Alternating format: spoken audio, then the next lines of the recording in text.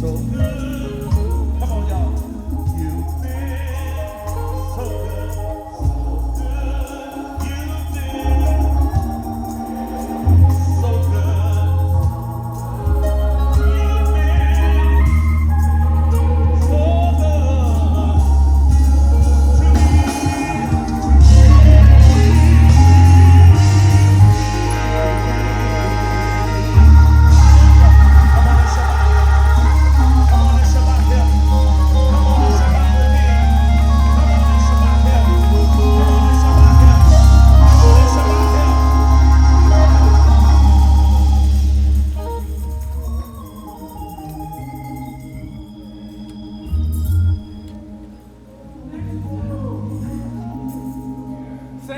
Good morning, Greater Mount Sinai. First, I want to give honor to my pastor, Pastor Davis.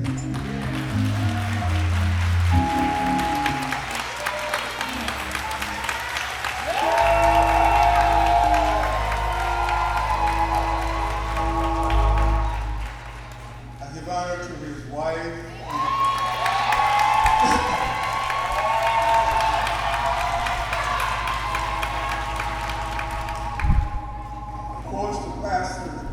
Yes, she set my soul on fire Friday night.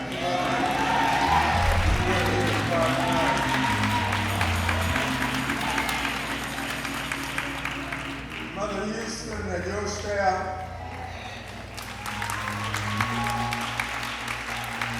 to all the assistant pastors, and to all, I just want to say thank you. They called me and asked me,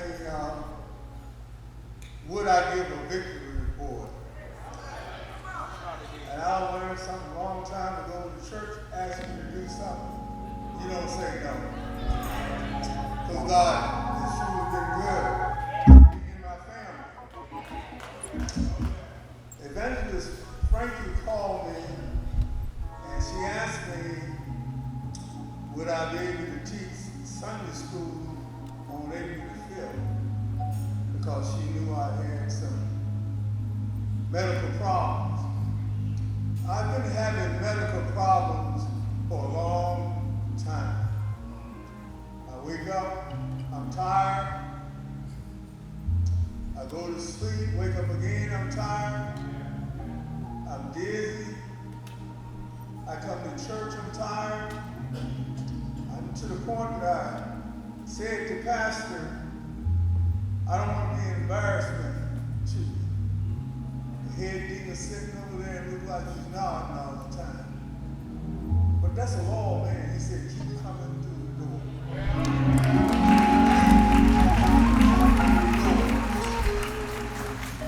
March 24th, I got up and the wife said, how are you doing? I said, honey, I don't feel that well today, but it's a day just like every other day. That afternoon, it started getting worse. I couldn't walk from the bedroom to the den without being out of breath. I started to feel that I was going to pass out. I'm an old warrior. I don't like to go to the doctor, but I called my daughter, Angela. I said, I can't make it to the hospital. Come and take me to the emergency room. She was there. She took me and the mother to the VA hospital, and they took me to the emergency room. I thought it was medication. They had me on close to 18 pills. I said, it's too many pills. Something was making me sick here. I know I'm a disabled veteran and I gotta take a lot of stuff, but this is too much. They hooked up all these devices and doctors and stuff started to run it, and they said something wrong with his heart. It's all over the place. It's down to 40, it's up to 100 and something. I said, heart? How come he about pills? How come he about no heart? And they said to me, it's good that you came in here. You don't need to leave. We're going to put you in the hospital. So they took me upstairs. They said, we're going to run some more tests. And while I was was sitting on the side of my bed, all these bells and stuff went off again, and nurses started running. But see, I'm an old warrior. If I'm on a plane, I don't pay attention to what anybody's face look like except the steward. When I look at the steward's face and it turns pale, then I get scared. Those nurses were scared, as we say down south. They were scared. I knew something was wrong. And they said, we got to put something on you. They grabbed some big white thing and put it on my back and put something on the front. And they said, we can't wait until we can find somebody to put a pacemaker in. We got to do something temporary right away. So they took me downstairs, cut a hole in my neck, and hooked up a temporary pacemaker. And for the first time, the dizziness went away. It went away. For the first time, I could breathe without the temporary oxygen.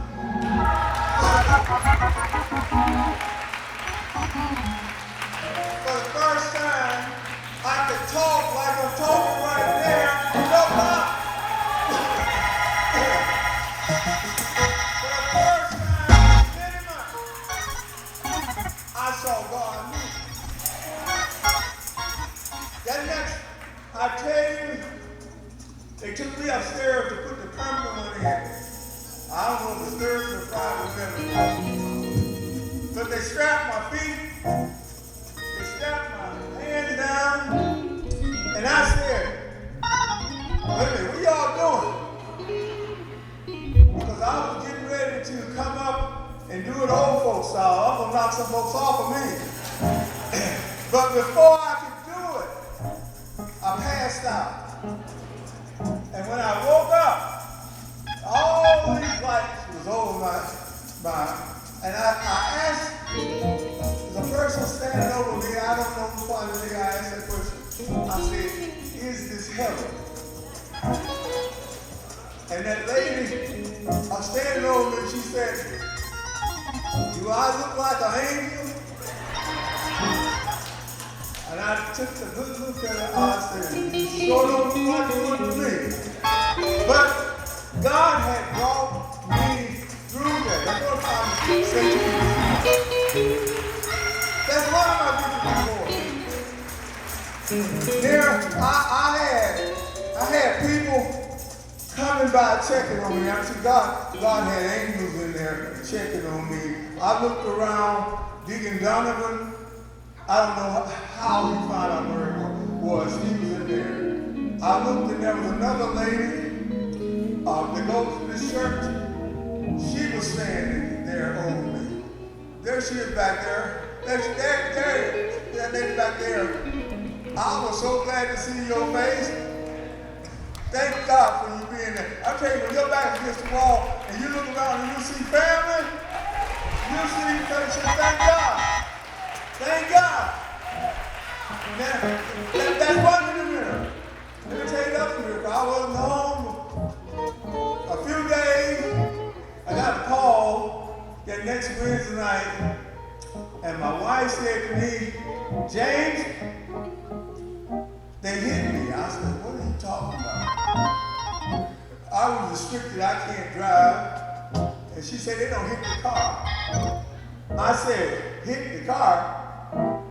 First thing I want to know, you talking about my brown sugar mother day. Are you okay? That's what I'm concerned about. Are you okay? And she said, they don't tow up the car. I said, forget the car. Now, James, my boy, drove in from New York, I can't drive. I got to get to my brown sugar. I told him, I said, go get your mama and take her straight to St. Mary's Hospital on Muhammad. Go over there and make sure she's okay. He went, he got it to her, he took her to the hospital, and I'm going to tell you, she got a little scratch on her leg down, and I'll scratch a little bit. But I want you to look at her. Look at her sitting over there.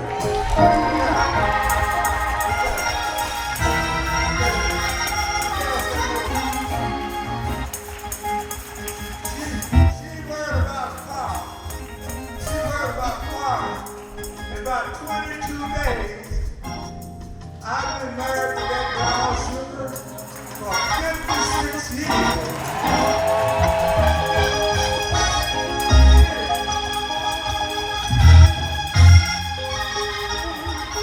And she heard about a car. She said, well, I didn't say nothing. I was glad to see she's okay. They got her back to the hospital. I take my kids, wrap the circle around me like you won't believe. And I'm gonna sit down. But I got another one. I'm gonna tell you something. I'm gonna tell the last one here. God's been good. He's been good. My God's been good. See, I remember one time I was in Washington, D.C., and a man came, sat down and had breakfast with me. It was Pastor Davis. He didn't know me. And I had two lady friends with me, and they were making fun about why you shouldn't pay tithes and why you shouldn't do this. I got back there to the office and they said, you ain't saying nothing.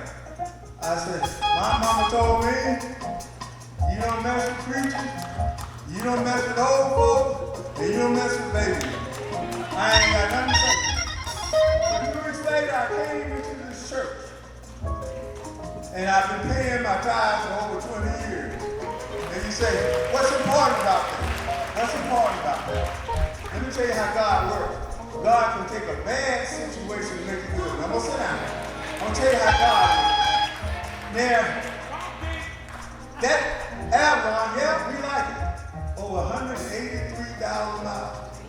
But I knew that it ain't can run forever. So I paid my tithe, put a little bit to the side.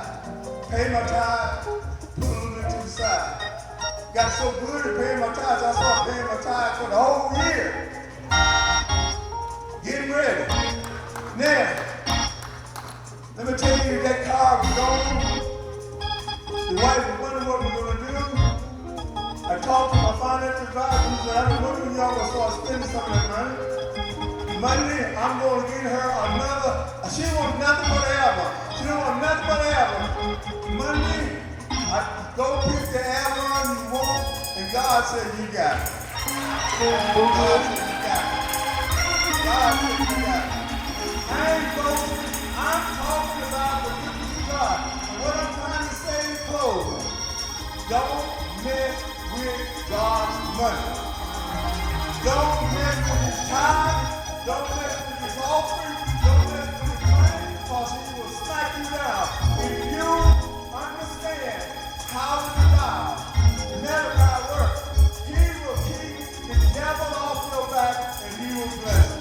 So if you look and you see myself and 1,000 children in that little black truck going down the road, and our head is shaking, listening to the gospel music together, you know God is still in the blessed music.